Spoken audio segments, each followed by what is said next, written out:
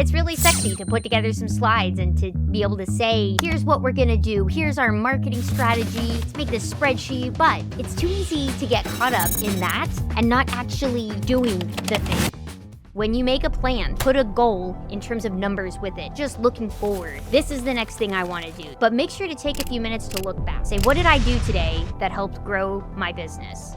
You may not have the first new idea, but if you can execute it better, then that's what's actually gonna matter, and that's what's gonna change things. All of those things need to happen, but you just need to make sure you're actually... In this video, Brittany explains how to overcome one of the biggest challenges that early founders face, avoiding the play business trap, as she calls it. How do you move past the ideation and the planning and actually go on and execute? Our startup doctor, Brittany Joiner, is a Trello and automation productivity rock star. She loves helping people figure out challenges in their business with tooling and automation. And if that's something you're struggling with, check out the link to her startup doctor profile in the description.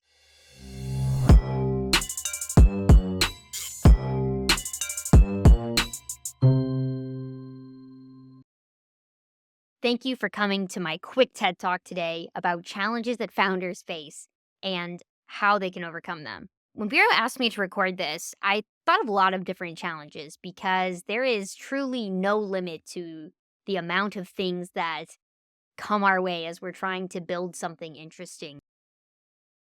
The one I wanted to share is one that I've struggled with a lot because it's always fun to play business. And I think that's founders' biggest challenge is doing the work and not just making a plan, or what I like to call playing business. And I say playing business because it's easy and it's fun to come up with a business plan and say, here's what we're going to do. Here's our marketing strategy. Let's make this spreadsheet with our total addressable market and how many people we can actually reach. And, if we convert 2% of them, here's what that looks like. And, make projections for finances and all of those things. It's fun to make marketing materials and say, here's how we would position this and all of that. It's fun. It's even fun organizing the tasks and making your to-do list and saying, here's what I need to do. I need to be writing this much content and I need to be over here creating all of this and going to talk to these people and getting funding for this or all of these things.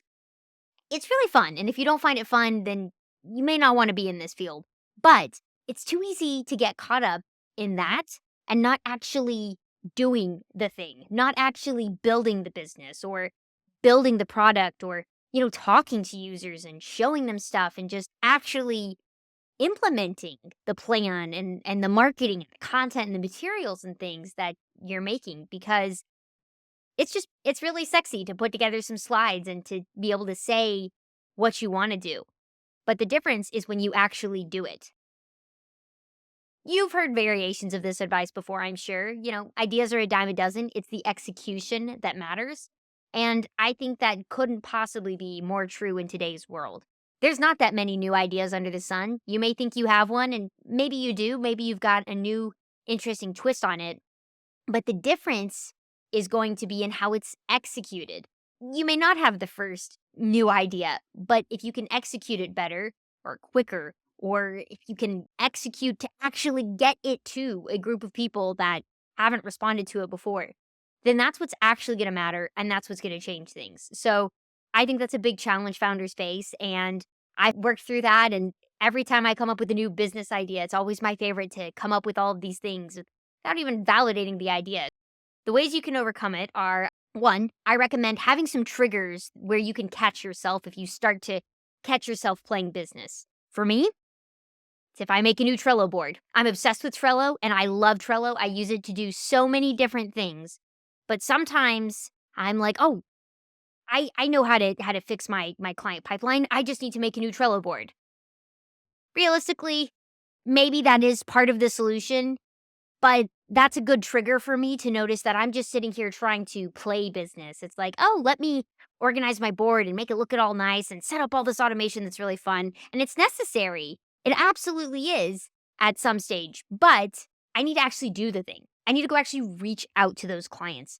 I need to actually make sure I'm following up on, if somebody's waiting on something from me, or if I want to have more clients. What are the activities I'm doing to get them besides just building the Trello board? So that's one thing. Know your triggers. The second thing, have metrics with everything you do.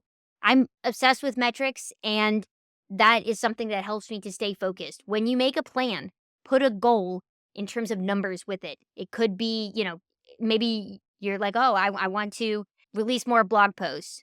How many more blog posts? And what's your metric for knowing if it mattered? Is it more views on your website? Is it more leads coming through your blog post? You have to know what those things are. Otherwise, you're just going to blindly run around doing things, and there is no limit of the things we can do. You've seen it, I've seen it. There's a lot of things we can't do. But if we just go around doing all of them, we're going to wear ourselves out and this won't be fun anymore. So have metrics tied to the things you're doing so you know if you should be doing more of them or change your strategy. Otherwise, you might pump out 100 blog posts and it was a waste of your time and energy. You might have come up with 100 blog post titles and played business, but there was no metric for is it actually driving traffic? Then what did it matter? So make sure you have metrics that are tied to things. And then a third thing, have some sort of reflection and learning process. And it could be a weekly review, it could be a daily review, it could be accountability partners and meeting with someone and talking through what you're learning. But have some sort of process where you're not just looking forward and planning and saying, this is the next thing I want to do. This is the next thing I want to build. This is what we're going to do. But make sure to take a few minutes to look back and say, what did I do today that helped grow my business? And what did I do this week that helped me grow my business? And did it work? Should I do more of that? Should I do it differently? Should I do less of that? Should I try something completely different altogether? And use that to kind of really help drive you on that path of making sure you're actually doing the business and not just playing business, because playing business is fun and you definitely still are going to need to make those slides. You're going to need to make those spreadsheets. You'll need that automation too, because once again, you don't want to be sitting dragging things around your Trello board or your different tools. You want to be actually doing the work. So all of those things need to happen, but you just need to make sure you're actually making progress on doing the things in the business and not just playing it. So thank you for watching. If you have any questions, I'd love to chat. Feel free to reach out to me anytime.